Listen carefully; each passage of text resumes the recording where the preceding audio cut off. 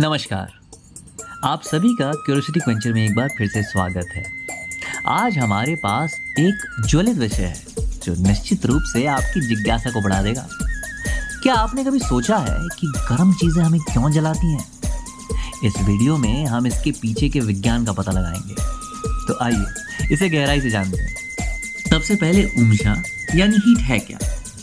कोई वस्तु गर्म कहलाती है यदि उसका तापमान हमारे शरीर के तापमान से अधिक हो। यदि हम ऐसी वस्तुओं को छूते हैं तो उसमें से ऊष्मा यानी हीट हमारे शरीर से प्रवाहित होती है और हमें उसकी अनुभूति महसूस होती है। इसी प्रकार कोई वस्तु ठंडी कहलाती है यदि उसका तापमान हमारे शरीर के तापमान से कम हो। जब हम उसे छूते हैं तो गर्मी हमारे शरीर से उस वस्तु में प्रवाहित होती है। लेकिन ऐसा होता क्यों है?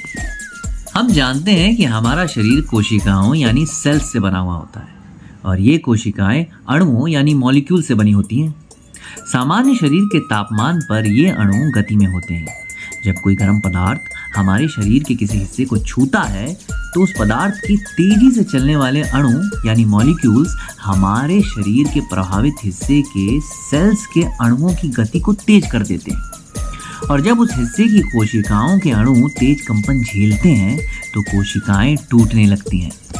कोशिकाओं के टूटने से हमें क्षतिग्रस्त कोशिकाओं की मरम्मत के लिए जलन होती है।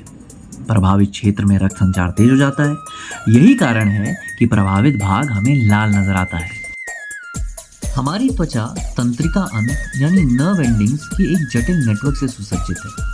ये विशेष कोशिकाएं तापमान में परिवर्तन का पता लगाती हैं और हमारे मस्तिष्क को संकेत भेजती हैं, जिससे हमें गर्मी या दर्द का एहसास होता है। जब हमारी त्वचा में नर्व एंडिंग्स किसी गर्म वस्तु के संपर्क के कारण तापमान में अचानक वृद्धि का पता लगाते हैं तो वे मस्तिष्क को तेजी से संकेत भेजते हैं।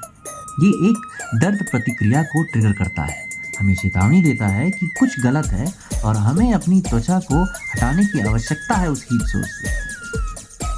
जलने की गंभीरता वस्तु के तापमान, संपर्क की अवधि और त्वचा क्षेत्र की संवेदनशीलता पर निर्भर करती है। हालांकि जलन दर्दनाक हो सकती है लेकिन आमतौर पर जल्दी ठीक हो जाती है, जबकि गंभीर जलन स्थायी क्षति का कारण बन सकती है।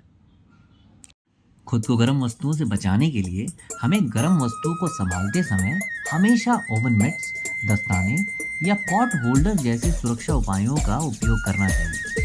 सतर्क रहना और सुरक्षा को प्राथमिकता देना महत्वपूर्ण है। तो गर्म चीजें गर्म क्यों लगती हैं? आशा करते हैं कि इस एपिसोड में हम आपको ये अच्छी तरह समझा पाए हों। यदि आपको ये वीडियो जानकारीपूर्ण लगा, कृपया इसे लाइक करें और इसे अपने दोस्तों के साथ साझा करें। याद रखें, ज्ञान जलने के खिलाफ सबसे अच्छा बचाव है।